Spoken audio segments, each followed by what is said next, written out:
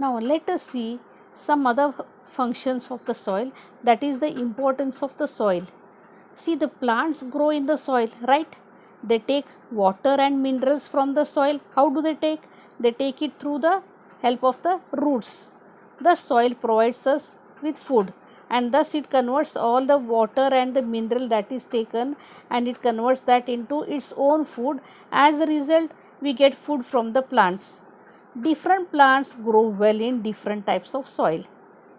As I had told you, now see further here, rice grows well in the clay soil because rice or paddy, it requires clay soil because it requires waterlogged land. So clay soil is the best soil for the rice to grow, whereas bajra grows well in the sandy soil. Bajra requires a soil which is in the form of sand. As a result, more water need not be held in that. Most plants grow well in loamy soil, but the best one is the loamy soil. So, manures and fertilizers are added to the soil to make it rich and fertile. And as I had told you, see the picture of the clay soil over here, which has got tiny particles of soil and which holds lot of water because water does not pass through it.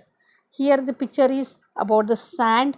If you step on the sand, you can see your footsteps there, and some water will be standing inside there. So this is called sandy soil. This kind of sand is found on the beaches or the river beds. So the third type of soil is called loamy soil, which is a mixture of clay also as well as sand also. Now page number 20. See the picture of rice over here. This rice or paddy grows in the clay soil. Secondly, the picture of bajra is shown here. Bajra grows mostly in the sandy soil. And see the animal over here is forming a burrow in the soil here.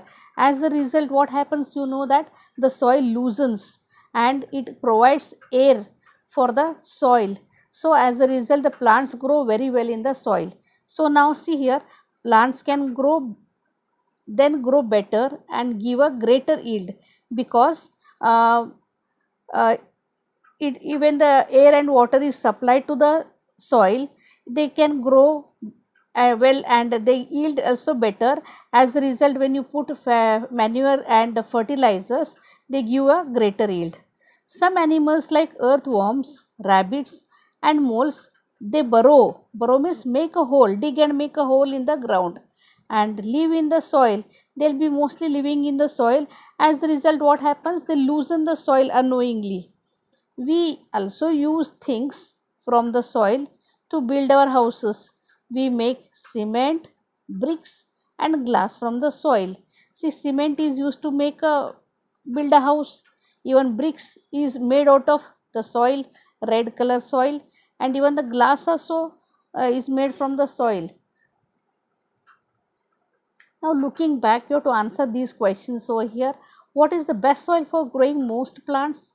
It is the loamy soil, right? Why? Because it is a mixture of clay as well as sandy soil. Why is soil so important for living things? Because soil helps to grow many food crops and all, and it helps the living things to live. Now, among the whole lesson, what we have learned till now you know the earth is made up of rocks and soil. Rocks are made up of one or more minerals, right? Soil is formed when rocks break into pieces. Soil is made up of gravel, sand, clay, and humus. Clay soil holds water but not much air. And secondly, sandy soil holds air but not much water. They both are opposite. And the loamy soil is a mixture of clay as well as the sand. So soil is very, very important for all the living things.